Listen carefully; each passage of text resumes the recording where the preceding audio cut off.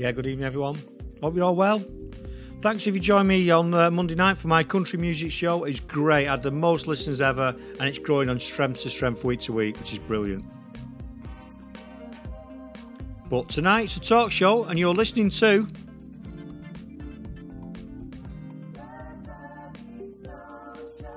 Oh yeah. Sing it again. Yeah, join me tonight. We're talking to Gill Mathias, and it's all about retirement and resilience and things like that. It's absolutely brilliant. She's a wonderful lady. Thanks so much for being on the show, Gill. I call her the posh Radio 4 lady. Anyway, whatever you're doing, sit back, relax, and enjoy the show. Share this with people. They might enjoy it.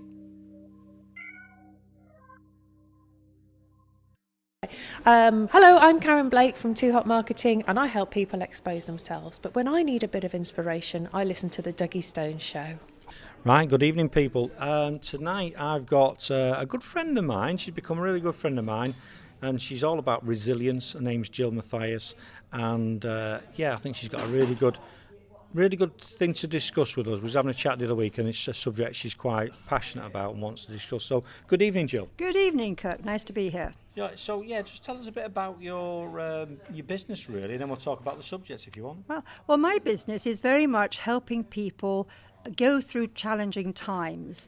Life doesn't go in an easy arrow upwards, you go up and down, and I help people who are working, going through transitionary stages in their lives. That could be losing their jobs, that could be going through midlife crisis, it could be going through a bereavement, or more recently I've started working with people who are going into their retirement and how to cope with that, because many people do not have an action plan and they certainly have no clarity about how they're going to enjoy their later years. Yeah, and because we had the discussion the other week, because all too often what happens is people say they're not ageist or anything like that, but they view people when they get to a certain point in life, and I don't know why, but then we seem to think that these people are, and I'm generalising now, I'm not saying that everyone thinks the same, that they're not as intelligent, they might be a bit stupid, they're all, what do they know, we're living in it, do you know what I mean? Yet that person has got a lifetime of experience, training. Yeah, it might not be in the technical age we're in now, but but life and those life skills and those experiences, you can't read them in a book. You absolutely can't. And I do quite a lot of retirement training nowadays for managers or directors who are coming out of work, so that on the Monday morning after they've retired as a fairly important person on the Friday afternoon, they don't come out thinking to themselves, well, what's the next stage of my life? Yeah. It needs planning. You might need to go back on some of the hobbies that you have done. You might want to start journalising some of the things that you're doing, or journalising some of your life for the next generation, which is always of interest. Yeah, because we won't go into your backstory, but go check Gill out. And if you see Foresight in somewhere or doing a presentation, go and see it, because she's got an amazing backstory about her life, what she's done and an experience over the years. And you think, and that's important, isn't it? If I didn't know that, I would. People don't know, if they didn't know you, don't know where you've been, what you've done, and you've had a very interesting life. Yes, we have. We've had many years living abroad, and I think that when you meet people, it's all about assumptions rather than about what the person is and what they've got to offer. In my spare time now, I work with the Prince's Trust, and that has been a most rewarding experience, working with people who need second or third chances in life to be able to have the right mindset to move forward. Yeah, it's good. It's really good, and it's great that you're using that experience for people, because you're right.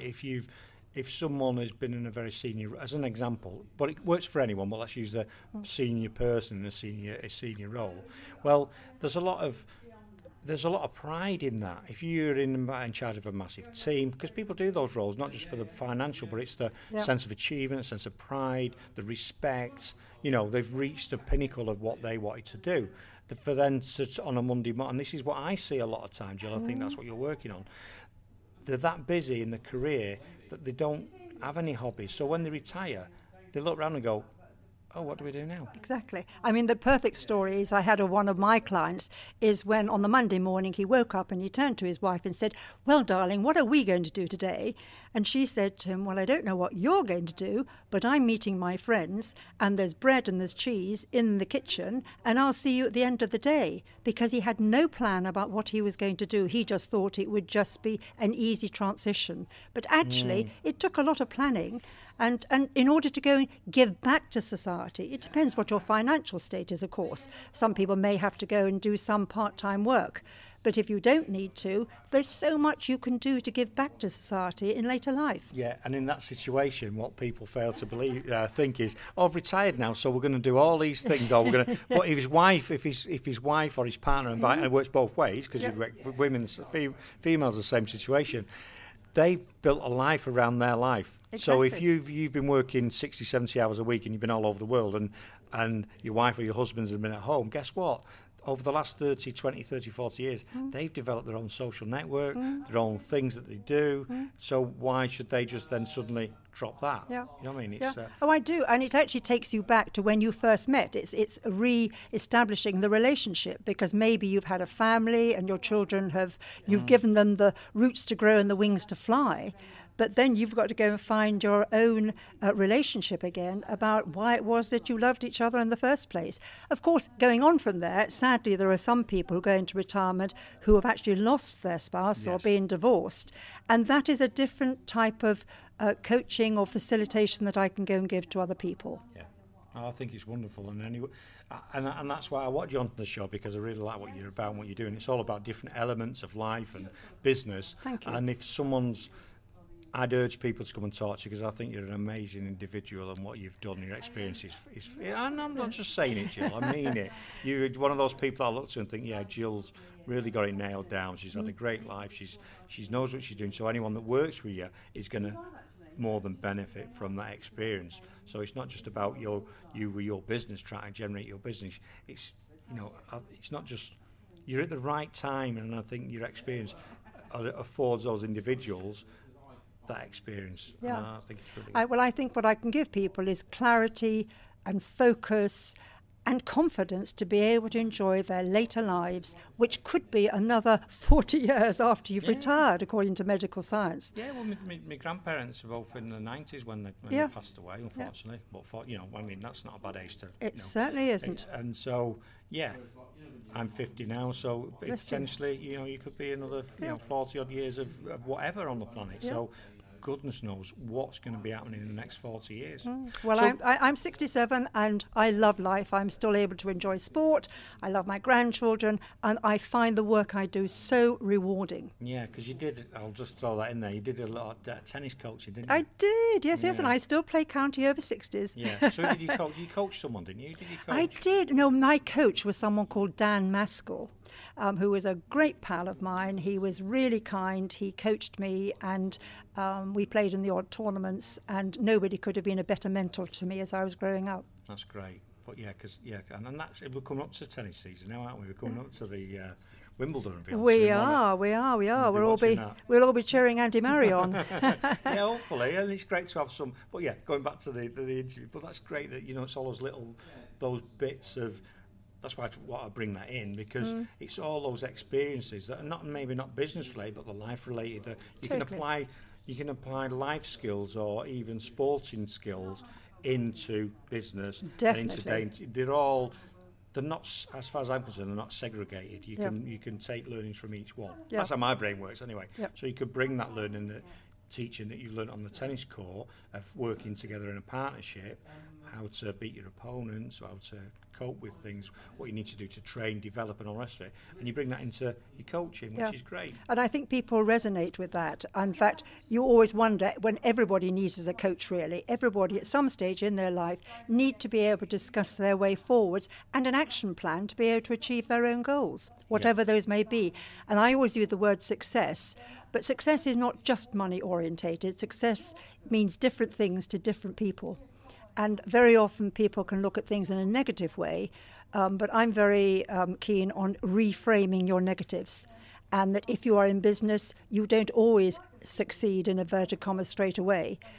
In fact, sometimes you have to fail in order to go and succeed, to go and get to a better place.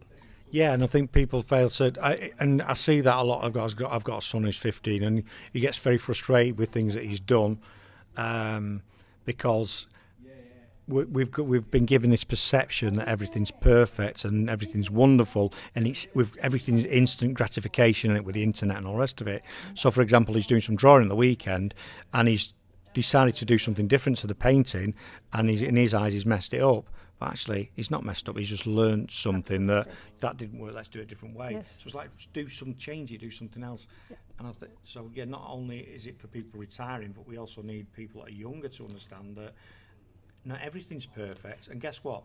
That's okay. Absolutely. And that is okay to be okay. And actually, who wants somebody who is perfect at doing anything? And you need a great sense of humour. Yeah. I'm hopefully developing one of them.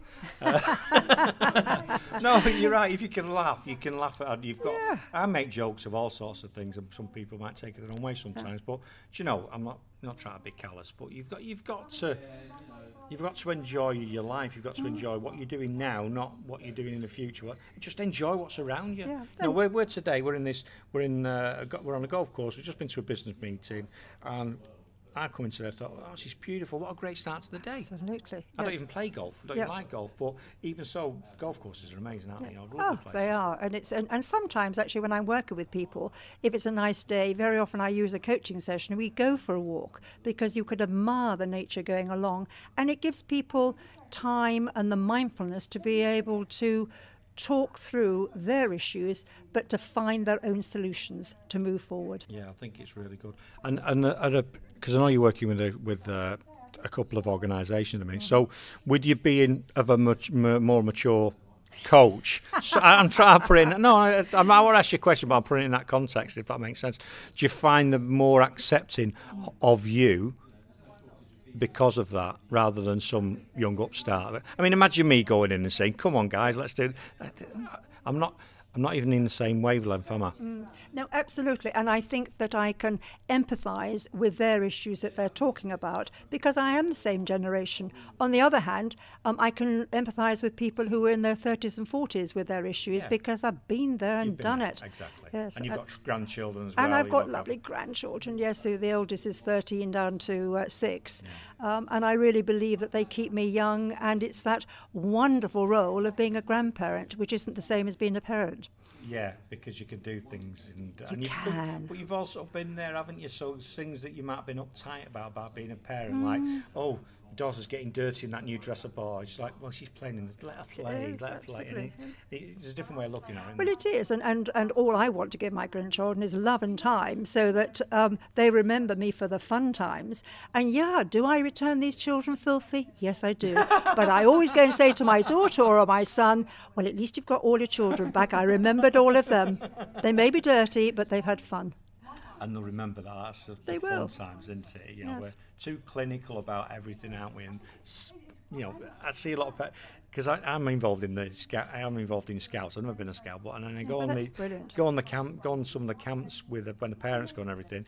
And it's funny when you see some of the parents getting uptight that he's not. I mean, some of the kids go away for 2 or 3 nights, and the soap comes back and it's still in the wrapper. You know what I mean? But they've had a ball, haven't they? Yes, you know what I mean? You can't force them to do stuff. They just all they want to do as kids is run about, play, don't they?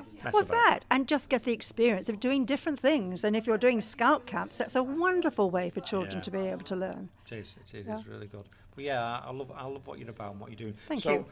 Yeah, we've still got plenty of time to chat. We're only part way through. So what are you currently working on at the minute? Is how do people get hold of you? Have you got any courses and stuff that you're doing? Yeah, well, actually, I do retirement courses. They are mostly being corporate, but I'm very happy to go and be running more of those. I think that people need to learn to know where they're going to spend their later lives, whether they're wanting to give back to society, whether they're wanting to earn a bit of pin money. It just depends on the sort of circumstances. And I quite often work with IFAs who are sorting out, so their role is to go and sort out the financial side. Yeah. But actually a lot of people then need help with sorting themselves out mentally, getting themselves focused, getting themselves motivated, getting themselves into the frame of mind where on a Monday morning they have an action plan of knowing what they're going to be doing. Because the easiest thing when you retire is to procrastinate and to go and think, well, I'll just go and have a cup of tea or coffee and I'll take it to bed, and then they watch a bit of TV and then they'll go and say, well, I'm going to do this, that and the other, but actually never get round to doing it. And I find that procrastination is a big problem within retirement. You need to have an action plan and know where you're going and know that you can really enjoy it as well. Yeah, I think it's quite dangerous that when people retire, they've not got a plan. Because a lot of people, especially if they've come from a corporate background, will be very tuned into finances. Yep. And you're talking about IFAs, which is not independent financial advisor, exactly. For people who don't know. They'll have all the finances in place because that's what they've been drilled into in finances. But you see all too often when people retire and they've got nothing, and this person that was a bright, sparkly person turns into this, almost starts to vegetate because your mind needs stimulating, doesn't it? Yep, it does. And actually, that's really interesting you should mention that, because I think there's a lot to go and do with self-esteem and confidence. And people need to understand that with self-esteem is how you feel within yourself out. Self-confidence is because you are good at doing something. For example, without me being bumptious, I play a fairly good game of tennis. So my confidence is always going to be in playing tennis. Yeah. But it's important that I feel good self-esteem within myself and the person that I am. Yeah, I'm sure you're absolutely spot on this. You need to, and and what you're doing with it with the individuals, hopefully that brings them along to that point where they can put things in place. But start doing it now. Before, if you're going to retire in 12 months' time or something, start doing something now. Don't leave it till the day you finish. Yep. My brother's just retired fire service after 30 years service, done a great job, and he's 50, but he's been planning for the last 12 months what he's going to do post-retirement, not only to give him, because like 50, he could have another 40-odd years left. Well, even 50. Yeah, so he's now starting his own business, even though he's getting a pension. It's not all just about money coming in through the door. It's about a sense of purpose. And so I've been talking to him for the last 12 months about start doing this, thinking about what you're going to do, have a internet social presence, start looking at what's out there, so that when you walk out your job on that day, the next day, you're already in that space. You've been planning for it for so long. Yep. So I think it's quite important. So do you work with a lot of people at various stages?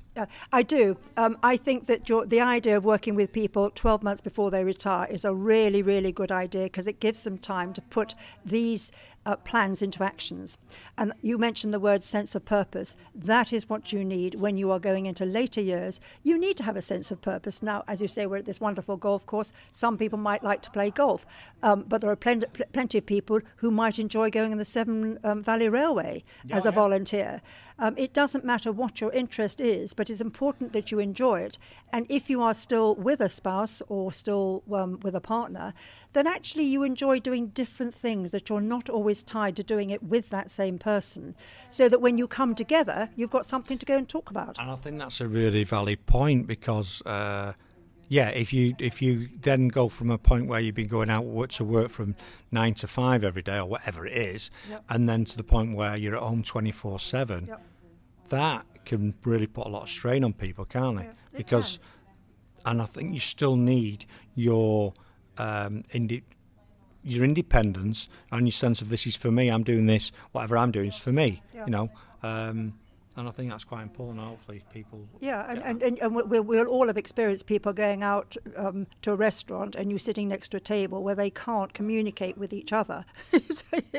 And there's absolute silence between them, possibly because they've been doing a lot of things together, or they've just run out of steam. And that's why it's really important to enjoy doing the things that you enjoy doing, maybe that you're picking up on that you did when you were in the 30s and 40s. I think that's a valid point, because like you say, if you've been together, if you're spending time with someone for 24 hours in a day, then when you go to that restaurant at night, you're not going to say, this happened this morning, love, and you go, yeah, because I was with you, thank you. Yeah, and this happened, and I was talking to Jenny, and she said, yes, I was there with you, love. So that you come to the point where there's zero. So even if it's, I've been out today, and I've been for a walk, or whatever it is, come back, and I've been out and done this. This is a beautiful place, I'll take you there. And I think what you're trying to do is great, because not only are you going to help that individual, you're going to help a whole family, aren't you? Absolutely. And of course, I mean, talking about the extended family, that is the joy. Sometimes, particularly with a husband, he may not have been able to have lots of time with the children because he's been busy earning the income. Mind you, it could be the same with the female as well. But when you come to being a grandparent, it is a different role, and it's a precious role. And I have to say that I feel so proud to be able to be a grandparent, and I love it when these children come up and they give you these wonderful hugs. It's just that fantastic feeling inside that you've actually given them something, really. Yeah. Well, not given them in material terms, you've given them time and love. And that is a gift that's better than any money. If you can give people time. Money's money. Money's like, you know what I mean? It's worthless in some respects. It buys you stuff, but the thing that children want, and I think a lot of people make the mistake when they've got children, where if they're busy, they give them rewards for their absence, and then all that does, it doesn't fill the void. It just begets more, and then they wonder why the kids, don't relate to him, because they've not given anything of substance. And it doesn't have to be expensive activities. It can be even taking a packed lunch, a couple of sandwiches to the park, sit on a blanket, have a bit of a kick a ball around, whatever. It doesn't have to be like Alton Towers or whatever. It doesn't have to be sort of the big theme park. I think that when you strip it back to the most basic and most simple things, I think that's when you get the most joy with kids, in your life in general. It's just taking those simple things and enjoying those simple things. And it's time. And what I do with mine is, on my eldest granddaughter's first birthday, I can't remember, I would have given her a book or something. The second time I couldn't find where this flipping book was on the bookshelf. And I said to my daughter, and I said, what I'm going to do with these children, this child and the ones in the future, I'm going to give them 24 hours of my time. And I don't care what we do, whether it's going to a cinema, whether it's going to a theatre, whether it's going go-karting, whether it's going for a walk. But I will give them 24 hours of my time. And that's what I do for their birthday presents now. So they may not be actually on their birthdays, but at some stage later. So they don't get a birthday present, but they know they're going to have 24 hours with me. And that's wonderful, because what happens nowadays, everybody gets that so much from people, because regardless what people might think, we are financially, we're a lot better. I'm not saying everyone is, but generally people have got a better standard of living and can afford more than they ever could before. So they're getting plenty as it is, aren't they? They're getting stuff during the, when we were younger, you used to go once a week to the shop and get your sweets for the week or that. Now it was a treat, wasn't it? Now it's like, it's just normal, isn't it, to go and get stuff every day. Penny Arrow toffee bar is what I seem to remember. You're too young to remember that. I think we used to get half-pence ones. We used to get a couple for half a p. So but the other thing grandchildren love hearing is about their mummies and daddies when they were young. So actually, so often during that 24 hours, it may sound a bit boring and dull, but out come photograph albums and out come sort of stories about what their mummies and daddies were doing, which, because parents are so busy these days, working, looking after the children, taking them to their extracurricular activities, there isn't always the time to go and talk, and that's really important for children to grow up just knowing where they came from and what they are, really. Brilliant. Well, what I'm going to do, what I've started doing now, Gill, is on the radio I can play music, but I can't if people are listening to it on the podcast, they won't hear this. So what I've started doing for people is playing them a track that they enjoy or says something to them. So I don't know if there's anything you can think of that you say, can you play me that? And whatever it is, I'll play it next. I know what it is. It's Coldplay. And I've got it on my reminder here, and it's the Viva La Vida one. Oh, yeah. Well, I won't sing it. No, I won't sing it. But that's my reminder on my phone. So when I get messages coming through, that's what's played. So I would love to hear that. Right. So we're going to play that now for Gill, for you listening on to Radio Warwickshire, for you listening on the podcast. Sorry, but copyright laws prevent me. So let's enjoy that. So yeah, hope you enjoyed that, and it's been wonderful talking to you, Gill. Where can people find you, Gill? Well, I have a website which is called www.gillmathias.com, or if you'd like to email me, you can email me on info@Gill, Gill, Mathias.com. Love to hear from you and love your feedback and your comments. It's been great to I just like talking to you. I think you're amazing in what you've done, where you're going and what you're doing. And thanks for spending time on the show. And good luck with what you're doing in the future. Thank you. It's been a real pleasure, Kirk. Thank you so much. You're welcome. And keep changing lives, Gill. Keep changing lives. So Thanks very much. Bye-bye. Bye. Brilliant. Thanks very much, Gill. Thank you. Yeah, well, I hope you enjoyed that. Thanks for being on the show, Gill. Really great to talk to Gill. She's brilliant, she. I call her the posh Radio 4 lady. I think I'm going to have to get to do some jingles for my show. I meant to get her one while I was talking to her. But yeah, great. I hope you enjoyed that, people. And don't forget you've been listening to...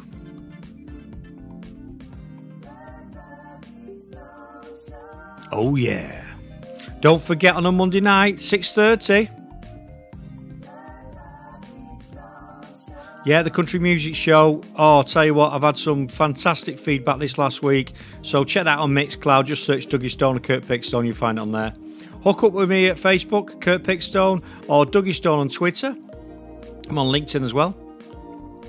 So if you join on a Monday, give us your request and I'll see if I can find it for you and play it. Until next week, stay safe, people. Enjoy what you're doing and listen to what Gill said. Yeah, make it happen. See ya! The Duggystone Show.